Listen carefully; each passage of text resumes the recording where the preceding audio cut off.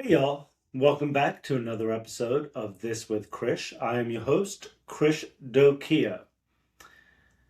Now, this weekend has been pretty intense for everyone, for a majority of the country, and then actually for the entire country, right? We started out with this insane winter storm. We are still frozen here in Dallas, Texas. It is Sunday night. And then also kicking off this weekend with what I can only call a senseless shooting in Minneapolis. And I'm not going to go too in detail about it, but I felt like I needed to record this episode. I felt compelled to and talk about more than just the shooting that occurred. I banked this off of my wife, and she was like, is it a good idea? And I was like, listen, by tomorrow morning, Ben Shapiro and both, Democratic and Republican commentators are going to put their spin on this, if they haven't already, which I think a lot of them have. And it's kind of deep, right? So anyway, getting right into it. Today is one of those episodes where I kind of just want to slow down. I want you to slow down with me. I want you to breathe.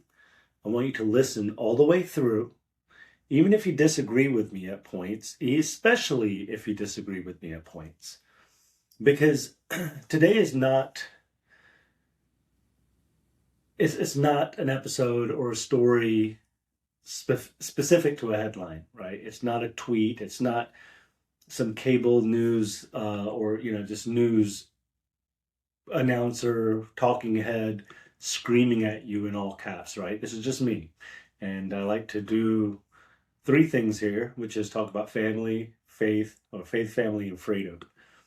But this episode is about power. Okay, it's about responsibility. This is about failure. Okay, and this is about how regular Americans like you and I get crushed in the middle while politicians on both sides posture for moral superiority. What I'm talking about is the growing standoff in Washington, D.C., okay, over the funding of the Department of Homeland Security, the increasing likelihood, no one's talking about this, but the increasing likelihood of a government shutdown, and the very real unrest unfolding in Minneapolis, which everyone is talking about, following yet another fatal federal law enforcement shooting tied to immigration enforcement. I know, it's heavy. And I want to be crystal clear from the very beginning. This episode is not anti-law enforcement. It's not anti-immigration. It's not it's not pro chaos.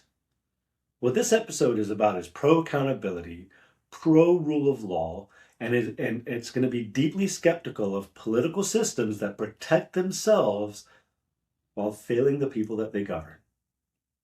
That's what I want to talk about. So let's walk through this very carefully, okay? So in the last 24 to 48 hours, something very unusual has happened in the United States Senate.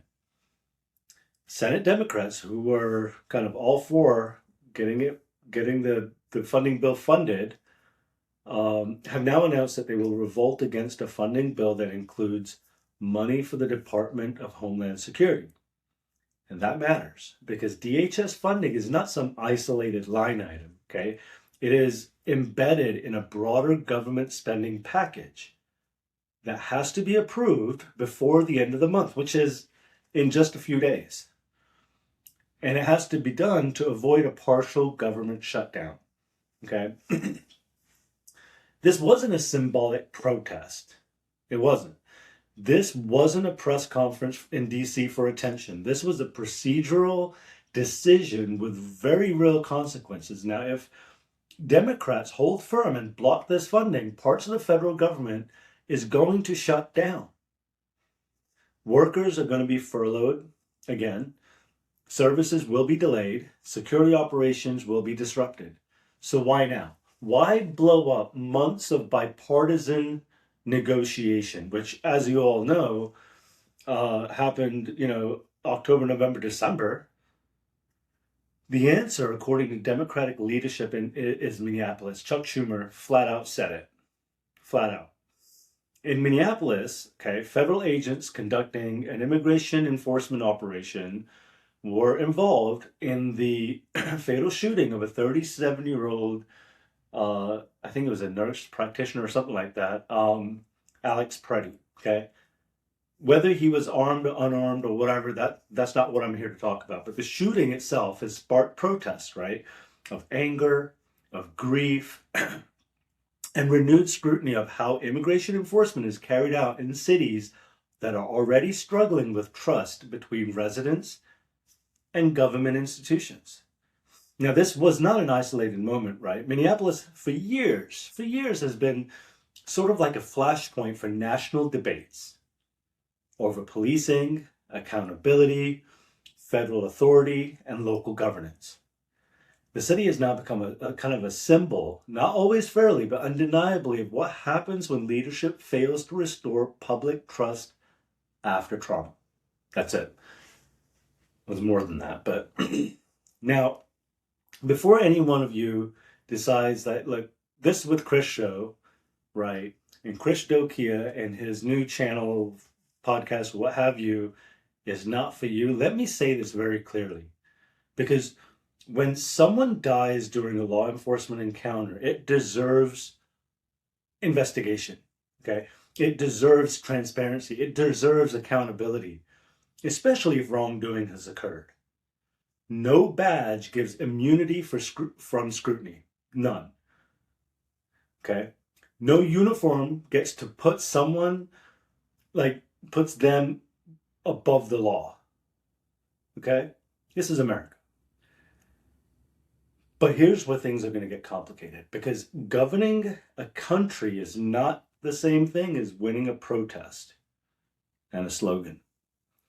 Democratic senators argue that they can no longer support DHS funding without stronger oversight, limits on, say, ICE operations, which are happening, and structural reforms. Many of the Democrats are going to, say continuing to fund DHS without any changes is essentially enabling abuse. And many of them are going to say that that is the only leverage that they have left.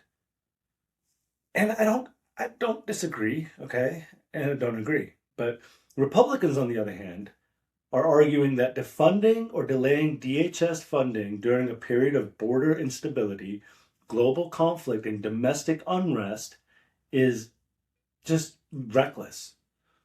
And they're framing this as Democrats choosing ideology over public safety. Now, here's the uncomfortable truth, okay? Both sides are partially right. They are. But both sides are partially responsible for this mess that we're in.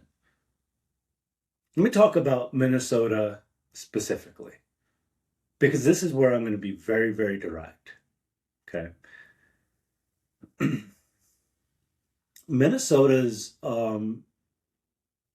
leadership, which just so happens to be Democratic, but Minnesota's leadership has spent years telling its residents that it stands for justice, equality, equity, reform, and safety. And yet, Minneapolis continues to experience repeated breakdowns in its public order, trust, and governance. This is not a Republican talking point, okay? This is a lived reality for the people that actually live there. Corporations have left, businesses have left, police staffing has collapsed, response times have increased, community trust has not been rebuilt, and then add layers and layers and layers of fraud.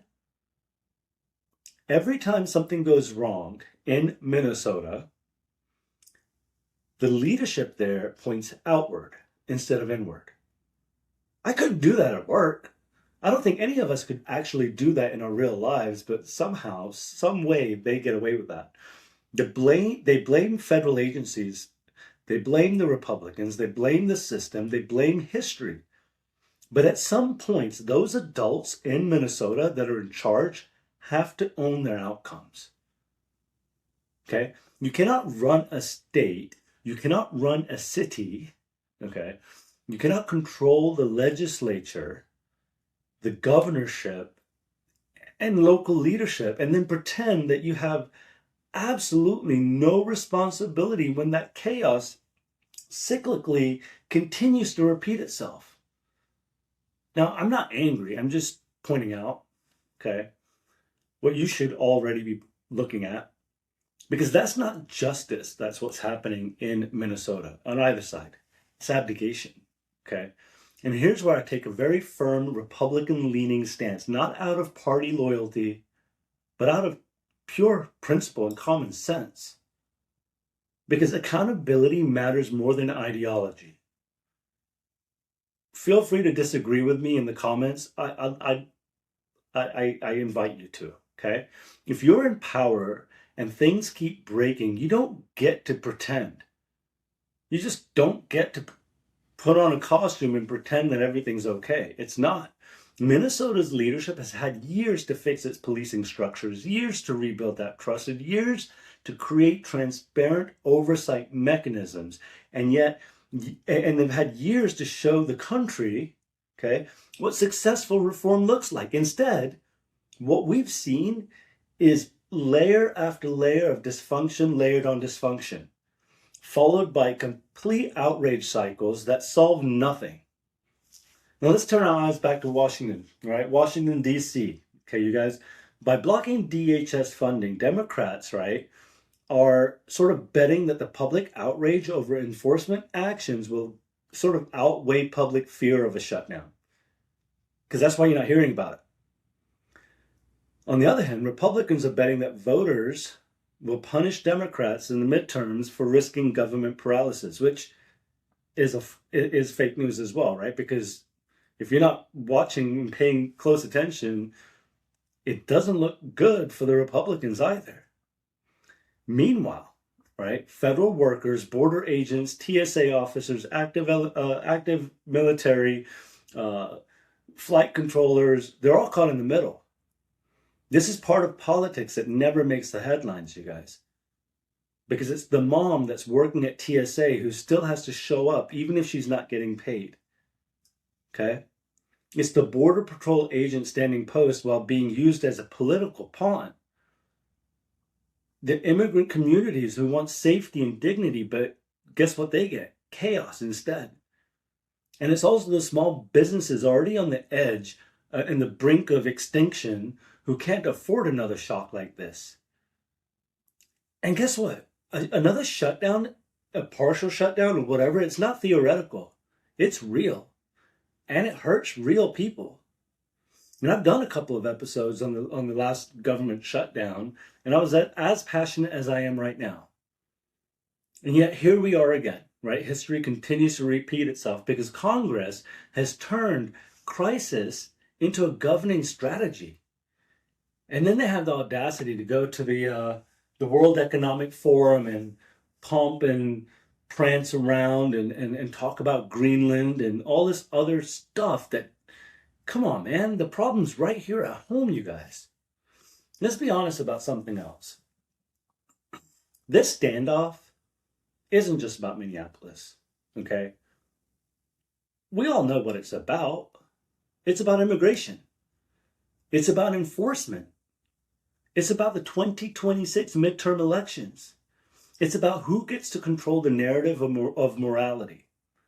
I have some really good friends on, that are quite liberal or democratic or whatever. They've been posting on social media, but it's like everyone only wants to focus on one thing. And you know what? It's totally okay that they're focusing on this young man, Alex Preddy. But what they're not covering and not talking about enough and just building outrage on just that piece is everything else that led to it and will continue to lead to it unless other changes are made. But at what cost, right? Like it's just this repeating cycle. Democrats now are trying to reassert control over a base that is deeply frustrated with enforcement actions. Republicans are sort of trying to frame themselves as the last line of order in a system that feels increasingly unstable. And if you heard Krish Noem on TV over the weekend, it was very blunt. And I get it, but I also don't appreciate it. Okay. Now, neither side is talking about something very important, which is competence. Because competence pretty much doesn't trend on social media or podcast or whatever, right? But guess what? Competence also doesn't rally their donors. Competence doesn't get them the retweets that they need to stay relevant. But competence is what actually keeps a country functioning, or common sense, or whatever you want to call it. Now, here's my bipartisan truth bomb for all of you. I believe in strong borders, but also believe in humane treatment. You can believe in law enforcement and accountability. You can believe in reform and stability at the same exact time. Now, I know that's very utopian, but it's also very common sense and very, very biblical to have a middle ground, okay? Those things are not mutually exclusive unless politicians make them that way. Because, the tragedy in Minneapolis should be investigated fully and transparently. If wrongdoing occurred, and we've all watched the videos, but if wrongdoing occurred, consequences have to follow, period, ... There's no two ways about it. But using federal funding as a pressure tactic without a clear alternative plan is gambling with the livelihoods of millions of people. And letting cities like Minneapolis spiral into repeat crisis without reforming leadership structures is a betrayal of the people who live there, i.e. the governor. Tim Walz, talking about you. This episode is not about picking teams. It never was meant to be. If it sounds like that, well, I'm sorry. But what it is about asking a harder question. Who is actually governing? Who is fixing things? I know that we're all like, even I am just talking, right? We're all talking. But who's fixing it? Who is accountable when the Antifa slogans fade or the ICE protest slogans fade and the consequences remain? Because I don't know about you, but I'm exhausted. I'm betting most Americans are exhausted. They are tired of shutdown threats. They are tired of these chaos cycles. They are tired of watching our leaders fail upward. That's actually a thing, failing upward. And they are tired of being told that every crisis is someone else's fault. Finger pointing, man. Like, come on. We deserve so much better than this. We are so much better than this. We deserve leaders who can walk and chew gum at the same exact time. Is that too much to ask? Leaders who can reform systems without burning them down. Leaders who understand that, power is responsibility, you guys, right? Not performance. You're looking at your anyway, I'm not even going to get into that. That's probably going to be a whole nother episode. I'm not even going to tell you what I was even thinking because it doesn't make sense. Anyway, look, as this standoff continues, we will see who blinks first. We will see whether cooler heads prevail or whether Washington once again chooses theatrics over stability. And remember this, okay? Because the people that are paying the price are not the senators, right? Not they interview them on, the nightly news or whatever, okay? The people that you don't see are the families, the workers, and communities that are living with the consequences. And we all eventually are going to live through these consequences, whether you live in Minneapolis and Minnesota or one of the other cities that's things are happening in. If the reality doesn't change, no funding bill, no DHS, no Homeland Security or otherwise ICE, immigration policies, whatever is going to fix what's actually broken. Man, that was a lot more than I planned to say. But listen, I appreciate you hopping on here and joining. Make sure you follow us on Spotify and YouTube. keep watching, and I implore all of you to keep asking the hard questions. I don't plan to do episodes like this every day and as frequently as I have been lately, but freedom is part of what I talk about. So we'll keep talking about the things that matter, right? Even when it's uncomfortable. And I'm going to cool down now. I'm going to go hope one of our pipes burst in our house this weekend on a different note. So I'm going to deal with that. Look, I just want you guys all to just think. Think for yourselves. Don't fall kind of into the trap, in this Venus flytrap of just one-sided narrative, whether it's CNN or Fox or TikTok or wherever you get your news from. Ask those hard questions. Who is fixing the problems? Who is fixing it? Is it you?